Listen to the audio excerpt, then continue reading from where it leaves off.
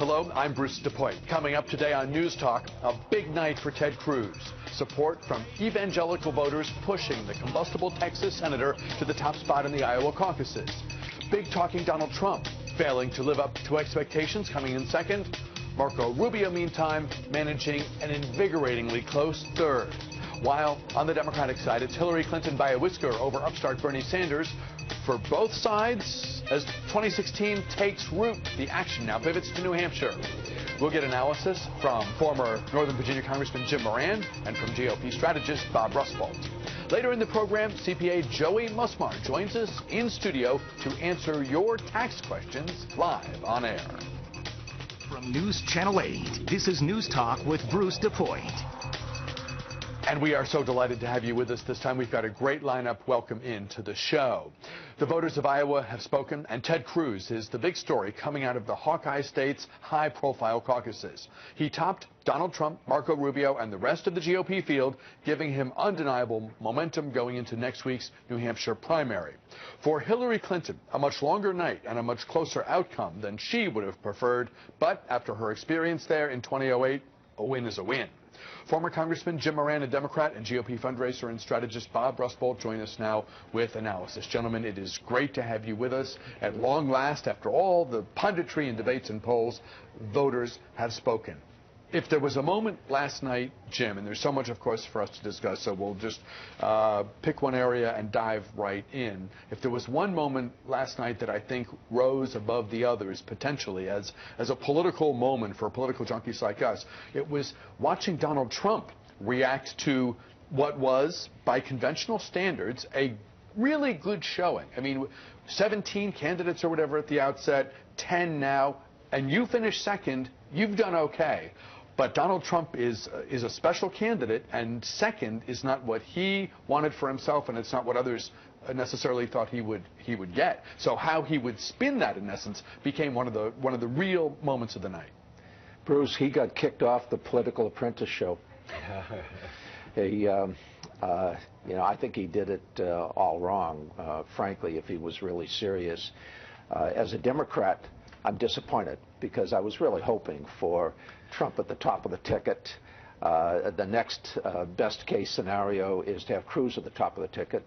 What worries me is to have a Marco Rubio or John Kasich at the top of the ticket, and particularly if they were to be on the same ticket. And the surprise of the night, I thought, was Marco Rubio and how well he did. He moved up the fastest. The people who changed their minds in the last couple of weeks invariably went with Rubio. So I think the Republican story is Rubio, and it may be Kasich next week in New Hampshire. Why, Bob Rustbolt, was Donald Trump not able to turn his enormous crowds and the palpable enthusiasm that many had for his unique brand of political rhetoric and what all the things he brings to the table?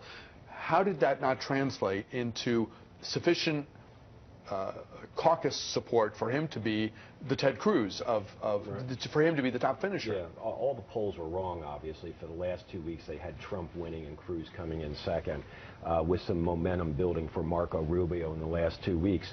Trump had nobody on the ground. He gave great speeches, had great crowds, but a caucus is very different from a primary. And when you go to a caucus, you have designated people that get up in front of the crowds in the caucus and present the case for your candidate. In caucus after caucus, they were calling on somebody from the Trump campaign, and nobody was there to make the case for Donald Trump. He had no ground game. Ted Cruz had an unbelievable ground game. He had every precinct covered, every caucus covered. That's politics 101. It's Iowa caucus strategy 101. You only need 99. No, I guess you need more than 99 people because there's more than one event per county. So scratch that. How does someone who builds buildings that don't fall down of their own weight and does the deals and all the other stuff that clearly he's been so successful at over time, it's first time he's ever run. I mean, he's never run before. He's built buildings, right? So he's a political neophyte. He's learning as he goes along. Last night, God forbid you ever use Donald Trump and humble in the same sentence, but his actual speech last night was one of the most humble things I've seen him do in the entire campaign. Marco Rubio was acting like he had won the whole thing. His timing was right. He came in and basically ran against nobody. None of the establishment guys were running there. John Kasich didn't spend any money, didn't do anything there. And Chris Christie did virtually nothing there. Jeb Bush did spend about $15 million there, but was rarely there. So he ran in that lane against nobody, whereas Cruz and Trump duked it out. And you're going to see Cruz and Trump duke it out more and more. And it does create lanes for people like John Kasich. How savvy, Jim Moran, was it of Marco Rubio to get to the podium early in the night and talk about his performance in such glowing and plausibly accurate terms? I mean, he didn't win, but as we know in these early contests, if you can exceed expectations or be a surprise, offer a surprisingly good showing, the spotlight shines on you, and you can be one of the big storylines. Well, Marco is a quick learner, and one of the things he learned is from the 1992 Clinton campaign. This is what Bill Clinton did in New Hampshire. He took credit, even though he didn't win.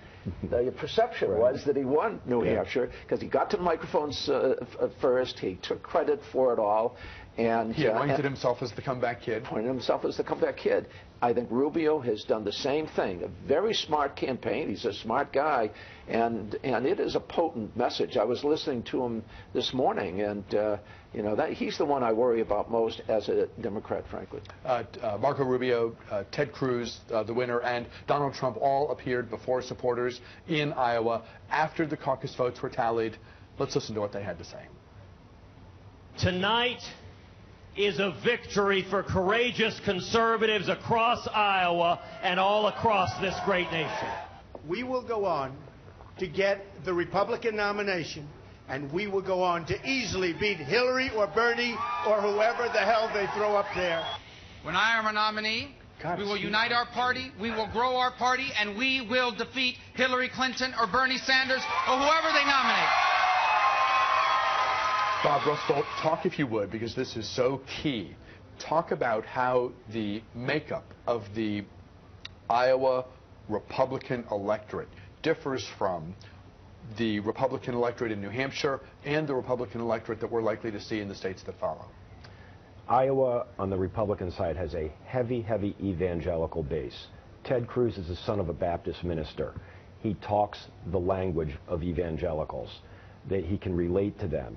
And you have New Hampshire now, one of the most secular states in the United States. Very few people of quote-unquote religious or faith values there. So you're going to see more social moderation in New Hampshire.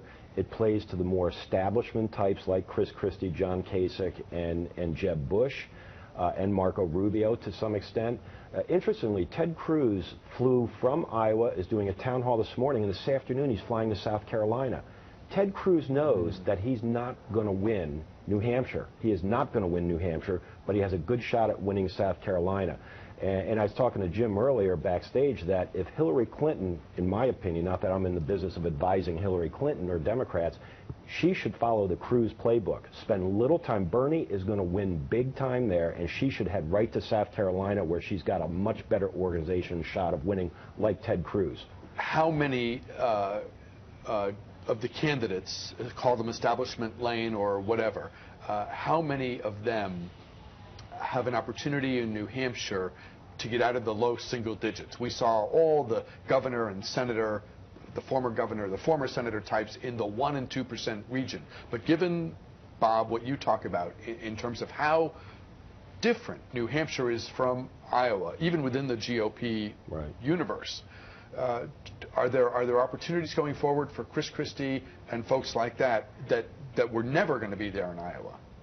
I think there are, and incidentally, I agree with everything Bob just said in his analysis. I do think there is an opportunity for Christie, for Bush, and for Kasich, but Kasich has spent the most time and effort into New Hampshire. This is a smart campaign on his part, And I think he's going to do quite well as Rubio did in Iowa. So Kasich would be the one to watch, because I don't think that Christie and Bush can really pull themselves up from that bottom tier that they've already established. You're right, double digits, but if you can't get, if you're a moderate Republican, you can't get close to 20% New Hampshire. I just don't see you competing at all, in the southern part of the country. From the beginning of the night to the end, it was a remarkably close evening on the Democratic side.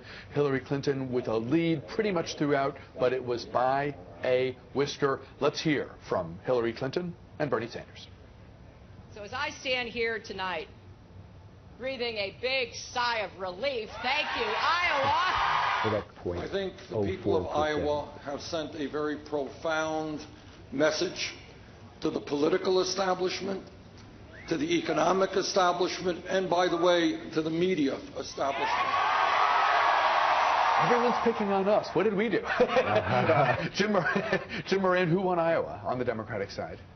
Actually, it was at least a tie, and Bernie may have won Iowa. And the reason is they had over a dozen caucus precincts where they counted the vote, and the vote, it was a tie.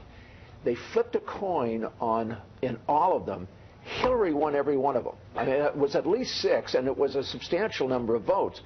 In fact, it was more votes that she won by this coin flip than she won in terms of the overall elections. It was that close. And so had the coin flip gone differently, Bernie would have been the victor. It had heads on both sides of the coin. Well, I don't know. I don't know. I don't think Bernie would have done that, Frank. But I'm so glad, as someone Hillary wouldn't have done as someone who's wondered for my whole adult life why these two states, they're so unrepresented.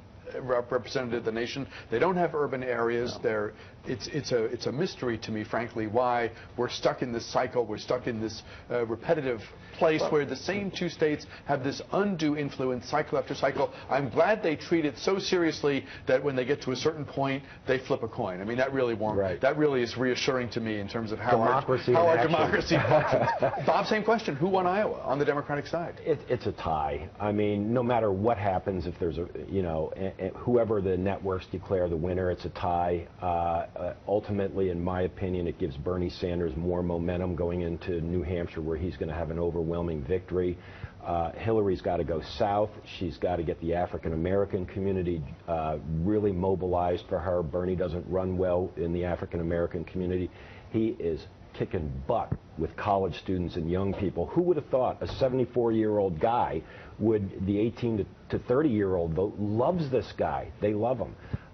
So Hillary needs to look south to the SEC primaries and start building her ties back up with the African-American community. Are they breathing a sigh of relief, Jim, in the Clinton camp, that while it wasn't a clear win, it wasn't 5 points or 8 or 10 or whatever, it wasn't a loss? So for the 8 days that follow until New Hampshire produces the results that give us all something new to chew on, the media narrative between now and then is not she stumbled and fell in Iowa again, Hillary Clinton just can't get it together, right? That's what a loss would have brought about. The answer is yes. Had she lost, and she's going to lose in New Hampshire by a significant margin, it's possible someone else might have entertained getting into the race. It's conceivable because Bernie can't compete at a national level. That nobody takes that seriously. In fact, I agree with Bob. Once we get to the South,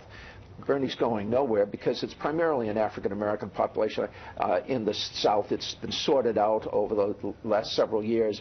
And the reality is they've got some makeup to do. When they went with Barack Obama instead of Hillary Clinton in 2008, this is an opportunity to make up for having done that. So I think Hillary is going to do very well in the South, and there won't be anybody else getting into the race. But I just want to say a point about this Iowa and New Hampshire, but Iowa in particular. a pox on both political parties. This is why we're stuck with this stupid ethanol policy, which is irrational. And some credit to Ted Cruz. The only position I agree with him on, at least he came out against the ethanol policy. He was blistered by all of the farm folks, and particularly Governor Terry Branstad of Iowa, and yet he won. So it shows, despite the pandering to the ethanol crowd, you can win in Iowa. But we shouldn't be starting with Iowa. It's not representative. And I like New Hampshire very much. I'm not sure how representative New Hampshire is either, frankly. We're way over on time. I have to break here, but I do want to have both of you back because I think this is one of the great underappreciated and underdiscussed elements of our politics. Why cycle after cycle we start with these two white unrepresentative states when clearly there's a better path forward. If we come together, bring the best minds forward, I'm sure we could come up with something better. In the meantime, Bob Rustvold, Jim Moran, thank you both. Great analysis. Great conversation. We'll take a break. We're back with more News Talk right after this.